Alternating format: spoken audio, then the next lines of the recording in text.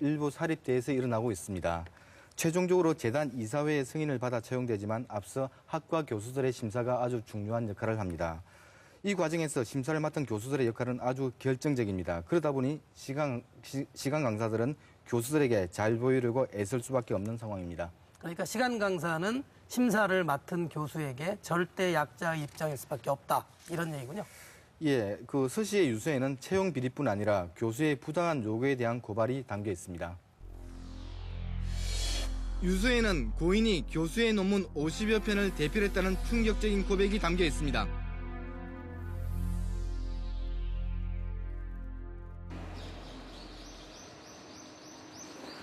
유서에 지목된 교수와 고인의 이름은 과사무실 명단에 나란히 있었습니다. 고인의 논문 대필에 대해 알고 있는지 동료 강사들을 추적해본 결과 어렵게 2명을 만날 수 있었습니다.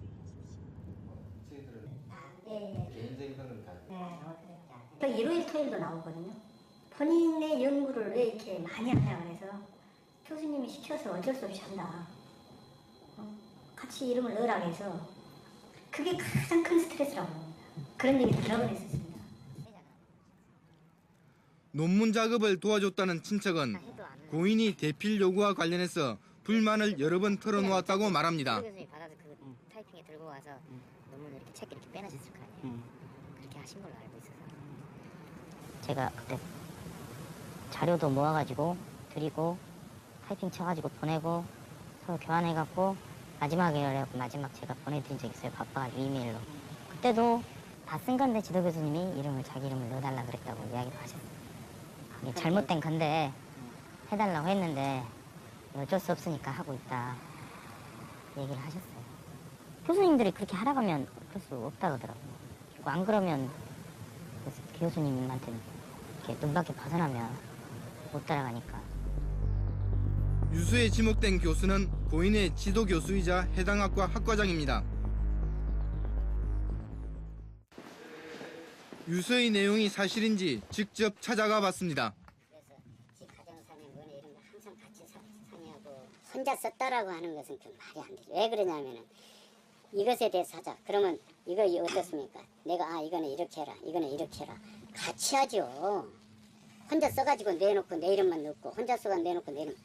그런 법이 어디가 있습니까? 내가 그런 정도 그러면 지도교수로 자질도 없죠.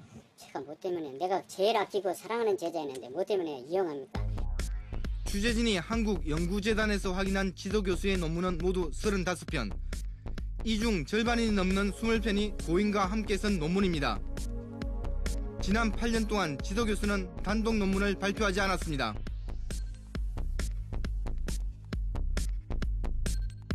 유수에는 지도교수 제자의 박사학위 논문도 대필했다며 제자의 성씨까지 적혀 있습니다. 유수에 지목된 제자를 찾아가 봤습니다. 지방의 한 사립대에서 교수로 재직 중인 제자는 박사 논문을 쓸 때 서씨가 먼저 도움을 주겠다고 했으며 자료 수집 외엔 모두 자신이 있었다고 주장합니다. 자기가 논문하는 거 도와주고 싶다고 저한테 그러더라고요. 수박사께서는 왜 도와준다고 하셨을까요?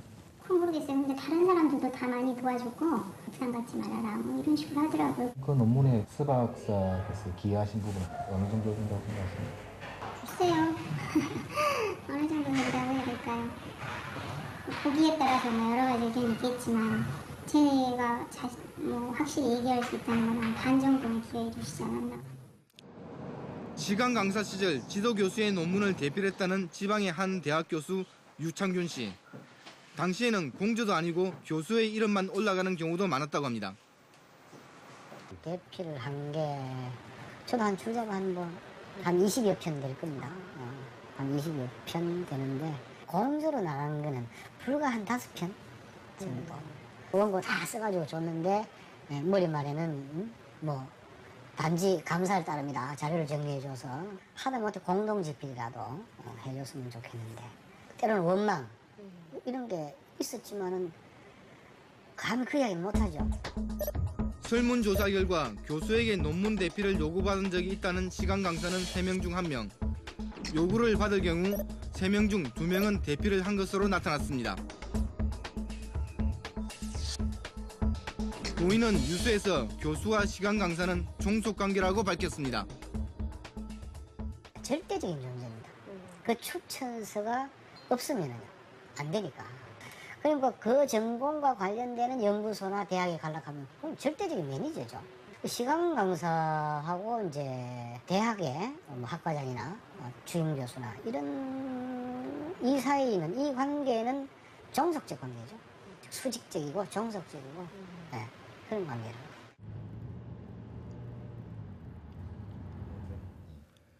취재가 시작된 이후 추정 60분 팀의 많은 시간 강사들이 교수 접대 관행에 대해 제보를 해왔습니다. 언제 골프 한번 쳐야 되는데 이렇게 나왔을 때 한번 나가시죠. 자기 차로 이렇게 모시게 되면 골프 가방 같은 경우 당연히 이제 들어가지고 가야 되는 거고, 골프는 주로 내기를 하잖아요. 뭐 일부러 이렇게 범타를 날린다든가 그냥 이기면 안 되잖아요. 제가 듣기로는 한번 나갔다 오면 뭐 캐디비하고 그 내기하고 식사비하고 하면 한 80만 원 가까이 쓴다고 제가 들었거든요. 요즘은 많이 좋아졌지만 전에 이제 룸사롱이나 이런 데도 많이 갔다고 제가 선배들한테 얘기를 들었어요. 한 시간 강사는 설날과 추석, 스승의 날과 교수님 생일은 꼭 챙겨야 하는 날이라고 했습니다. 학과 전 교수들한테 생일 표시해야 되는데 그거는 정말 죽을 일이죠. 죽을 맛입니다. 이런 경우는 자존심이 상하니까 안 가거든요. 예를 들면 한 20살 차이 나는데 갈 수가 없는 겁니다. 근데 또 그걸 극복하고 가는 사람들도 있습니다. 교수님은 잘 받으십니까? 봤죠.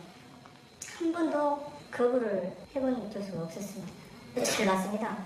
아주 당연한 것처럼 심지어는 명절 때나 특정일에 평소에는 빨리 퇴근을 해야 되고 집에 가서 다른 일을 해야 되는데 그날은 일부러 인사를 받으려고 아예 그냥 그 근무 시간을 훨씬 초과해서 6, 7시까지 연구실에 앉아있는 경우가 많죠.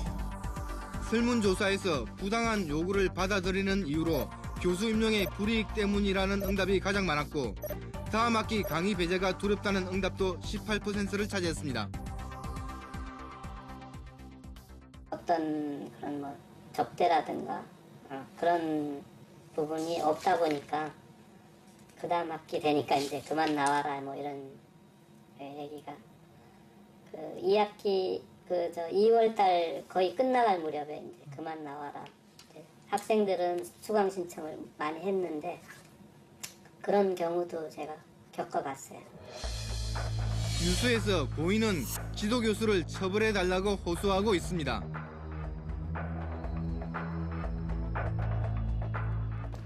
죽음 한 달째 진상조사는 어떻게 되고 있을까? 담당 경찰은 고인의 이메일까지 확인했지만 수사는 답보 상태에 있다고 밝혔습니다. 그렇게 될 수밖에 없죠. 증거나 증인이 안 나오면은 그냥 이렇게 그냥 유야무야 그냥 이렇게 정리가 이게 범죄 사실이 특정이 되지 않는다든지 또 법인이 없다든지 이것이 이 자체가 범죄를 구성하지 못하면 저희들은 그렇게 될 수밖에 없는데, 대학 측은 연구윤리위원회를 통해 진상을 조사하겠다는 입장입니다. 조사위원회의 구성은 어떻게 하는지 물었습니다. 네, 그 교무처장, 영무처장은 당연직이고요. 그다음에 이제 그 교평에서 추천한 교원이 1명, 그다음에 기타 이제 총장이 위촉한 위원 해가지고 총 9분. 그럼 외부분은 안 계신 거네요? 내부는 아니고. 내부 인사만으로 구성된 조사위원회의 진상조사는 공정할 수 있을까? 조사위원 명단 공개를 요청했습니다. 공정한 심사를 위해서 비공개가 되어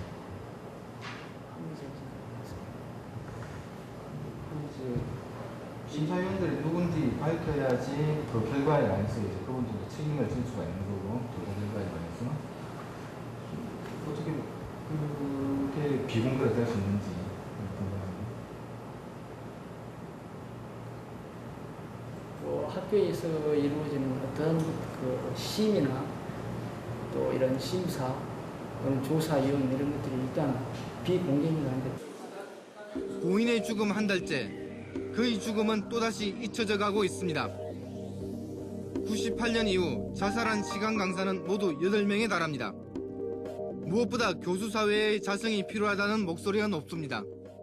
정규직 교수들이 실제로 이 문제를 심각하게 생각을 하지 않거나 당연히 있어야 할 필요악 정도로 생각을 하는 그런 상태라면 이 문제는 절대로 고쳐질 수가 없다.